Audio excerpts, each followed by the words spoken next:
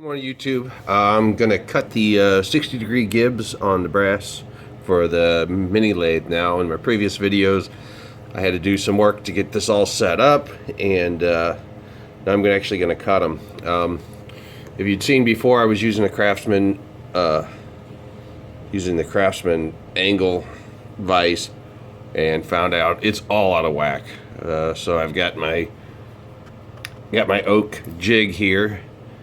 Cut it at 30 degree and then bring it up, and it's going to make a 60-degree cut on here. And the taper right here, if you see that top edge,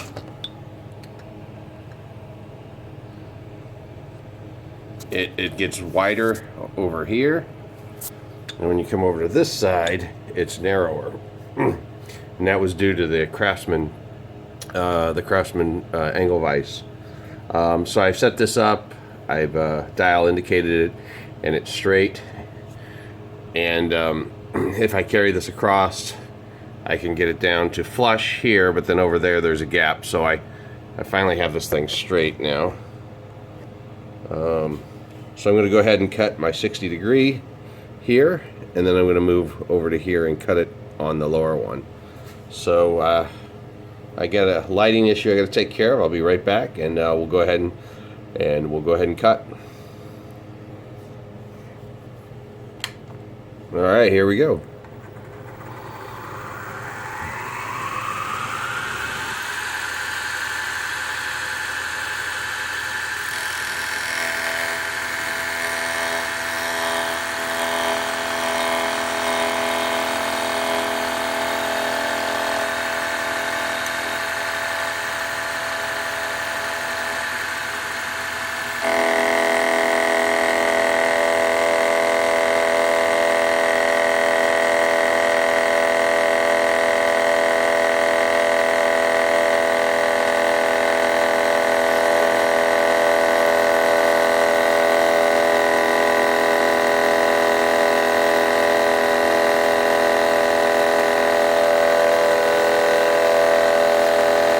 Now what should happen here is that when it's going to catch up, it will no longer, cut about halfway through, because that's tapered now.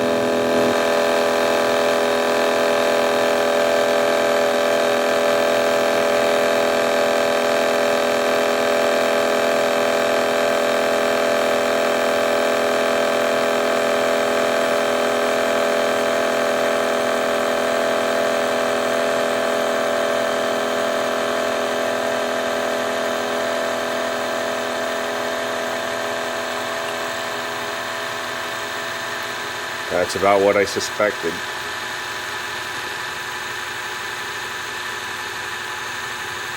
So I'll carry it all the way over, speed it up a little bit.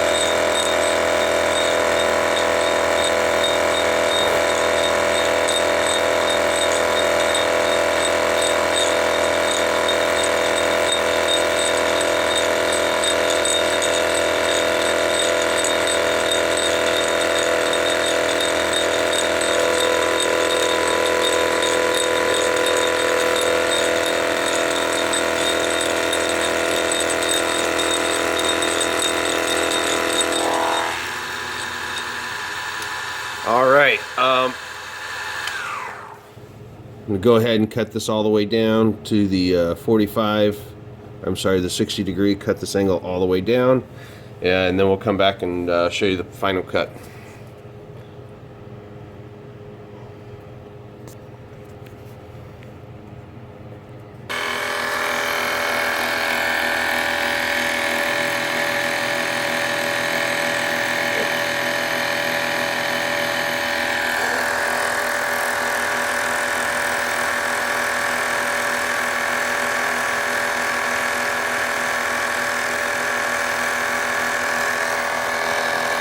And this will be the final cut here on the top gib.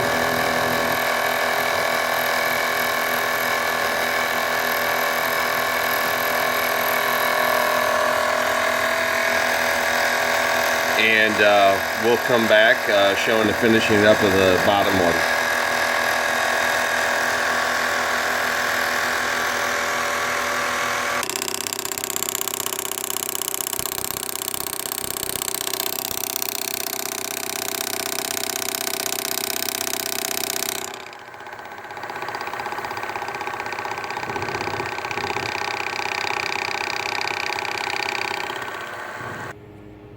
Alright guys, I just wanted to show you the gib here as it sits in position.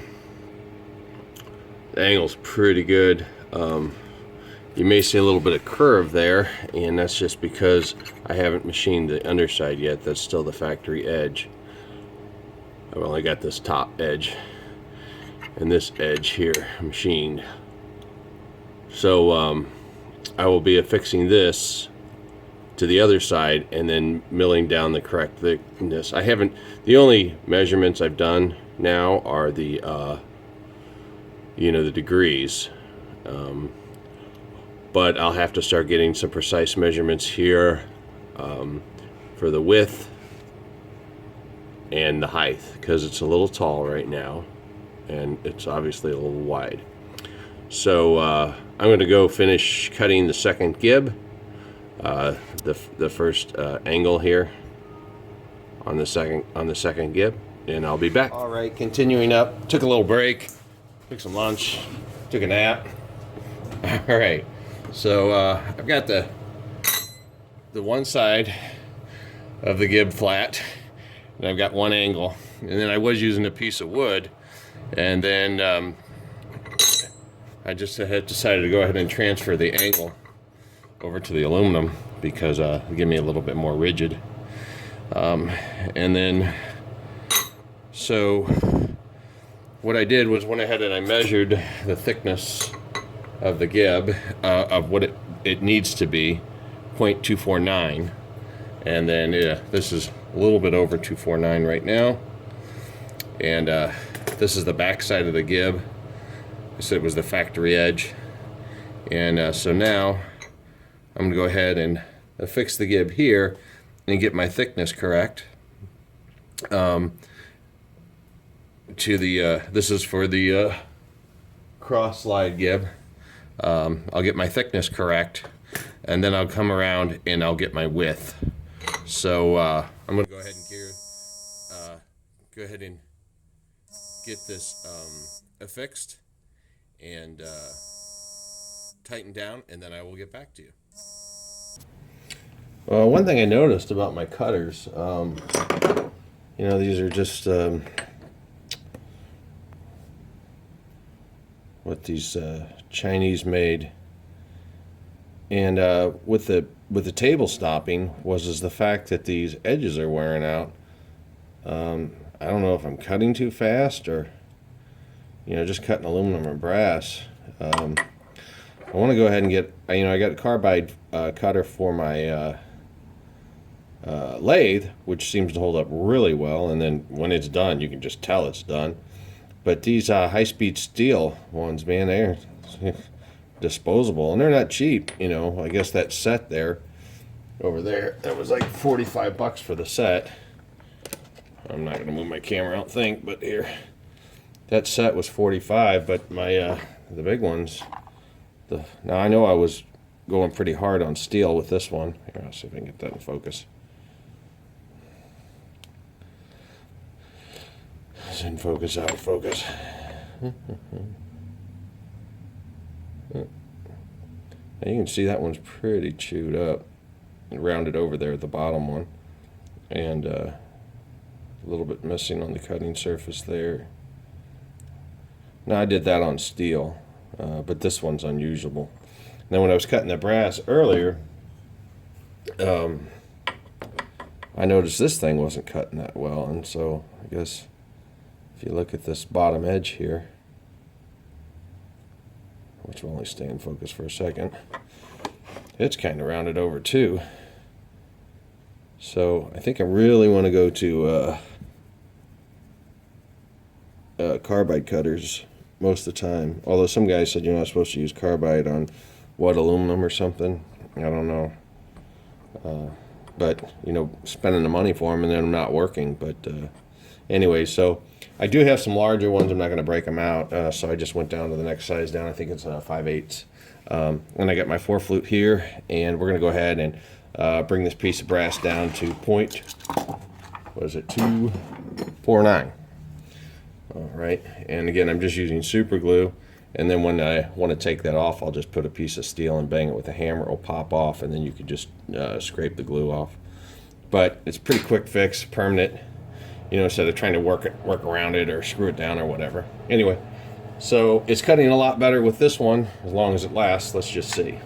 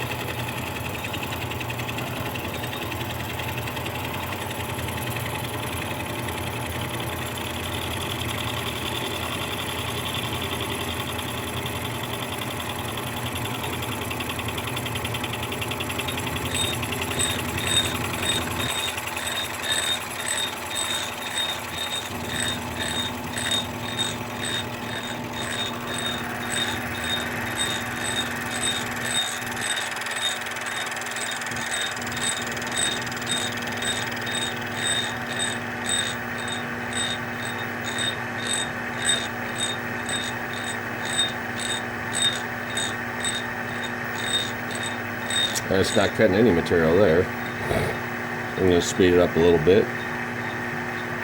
I mean max speed until I start to run into stuff.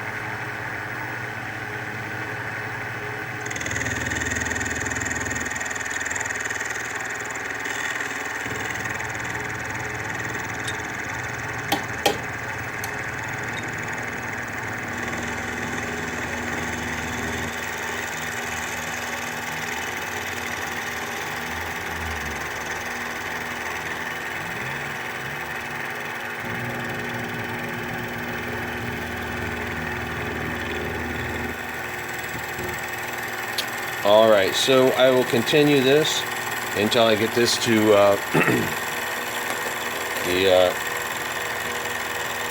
.249 I'm looking for, and then I'll be back and I'll show you taking the brass strip off, and then I'll need to measure it again, and then we'll come back and work at cutting the next angle. All right, I got the thickness down. Go ahead and take this loose.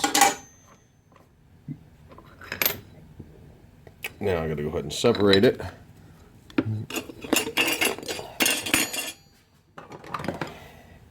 Try to use a little as force as possible to start. There we go. And then the glue will either stick to this side or will stick to this side. And here I can see it stuck here. And I'll just take this old chisel and pull the glue off and scrape the gibs. All right.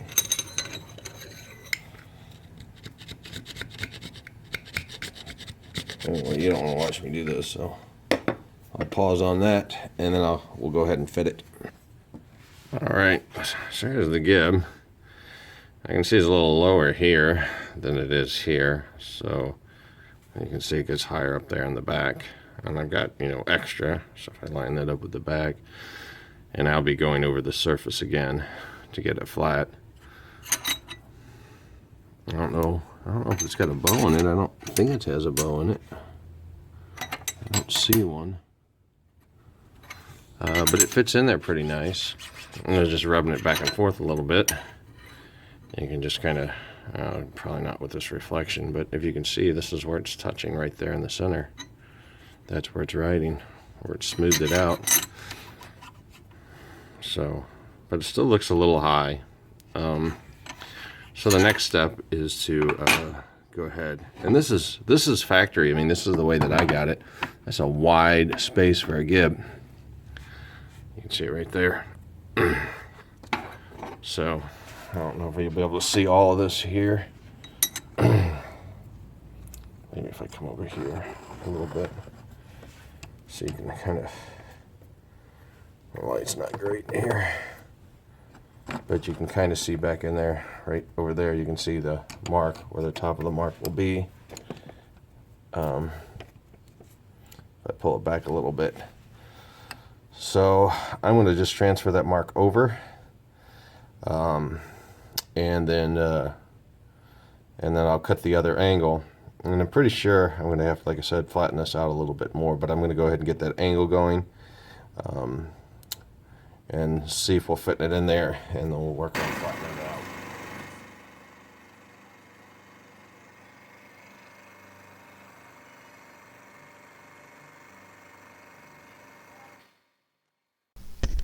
All right, guys, I had some music in the background that YouTube would have busted me on, so I cut that out here. A little fast forward, get to play with some editing.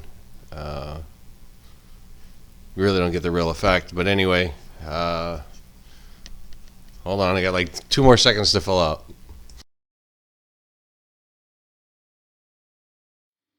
Okay, I've dry fitted the gibs, and I went ahead and put the screws in when I had it there, and kind of marked where the screws go. And the screws are not in the same depths, different heights here, and then there's one over there. So I've got this mill. It's a 2-flute steel, and I'm going to go oversized, and then I'm going to go flat in and use flat tip screws. All right, guys, do not use flat tip screws when you're cranking the slide back and forth. It creates a problem where the taper changes. And I know this is getting long. I don't know if we're going to want to show you the other one or not, because you just do the same thing twice.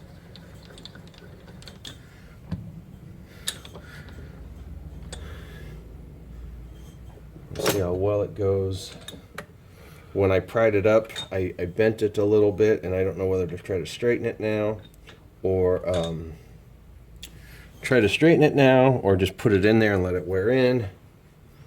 So, okay. Bring this. Okay. So we'll just plunge on that.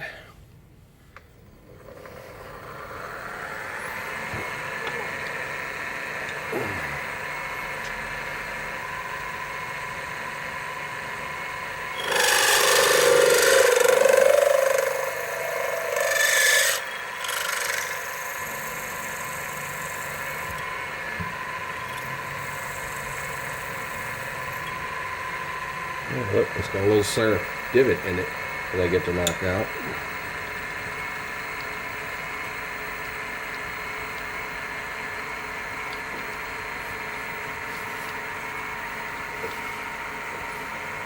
Okay, and I don't have this straight, so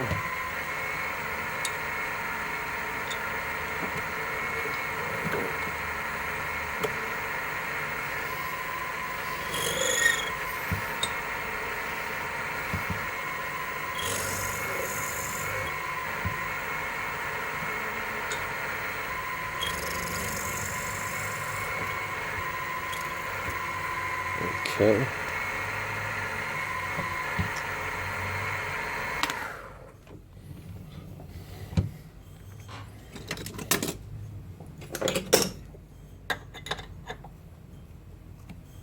I wonder if I got a better bit for that. Let's take a look here.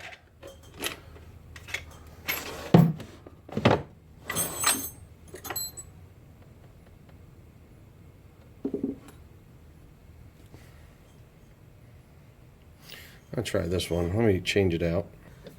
Okay, I did get a smaller bit and took those center pieces out on the two left, and I rotated this around.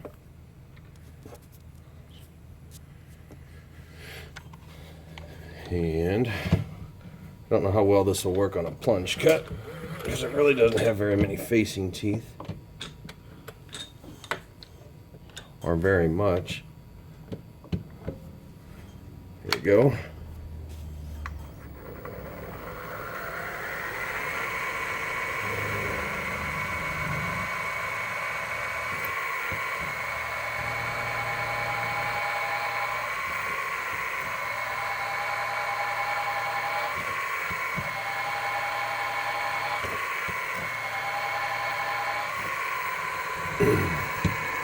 Alrighty. That's good enough of a divot. I think I am going to try to just tap this a little bit, put it in a vise, and kind of put a straight edge and give it a tap in the center to straighten it out. Okay, I've spared you the hammering, which actually did a good job. And let's see here. Let's go ahead and fit that guy in there. Okay. And I don't have the what do you call that, this screw, this thing, you know, the thing that holds the screw in there. I don't have that in there, so I can slide this back and forth, sort of like T2H Instructables did with the compounds. But I'm just going to go ahead and do this, just see how it feels.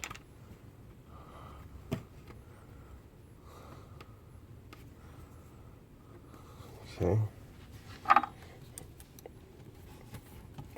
Start with the front and the back and see if I got any binding. I think had I bought those, I don't think I would have got a tight of a fit. I mean, left and right. I mean, maybe I would have.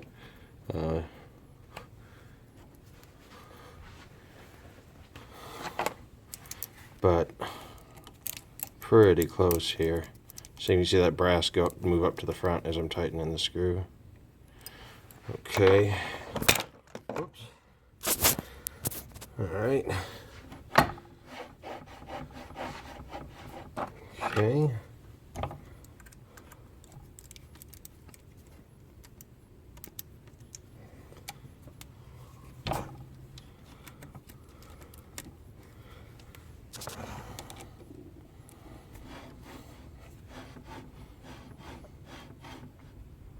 Well, so one thing I'm checking for right now is left and right play, and with just 2 screws, I mean, this is a huge improvement. And then I think wearing in, okay, I'm starting to notice play there, but I don't have the center screw in.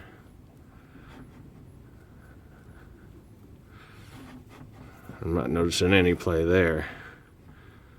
Okay, without the center screw, I do notice a little bit there, but I mean, this was really bad before. So I'm going to wear this in a little bit and put the this lead screw, or the drive screw in, and then I'll come back and show you it's operating and see if I can get any play on this thing. Okay, guys. Got the gib installed and the screw. A little tight still. Yeah. But it's definitely a lot smoother and no slack that I can identify. Alright, I do see a little bit. These screws are just barely tight. I think I'm going to do Frank Hoose's. He starts by over tightening them and then backing them off. So go look up his video on how he does that. Thank you all for watching. If you enjoyed this video, please subscribe. Okay, guys, just want to do a little follow-up. I know I need to get some more information in this video, but it was running a little bit long, so I just edited it together. We'll do another follow-up on this, give some more information, show you some fine-tuning and some pointers in another video. All right, thanks again.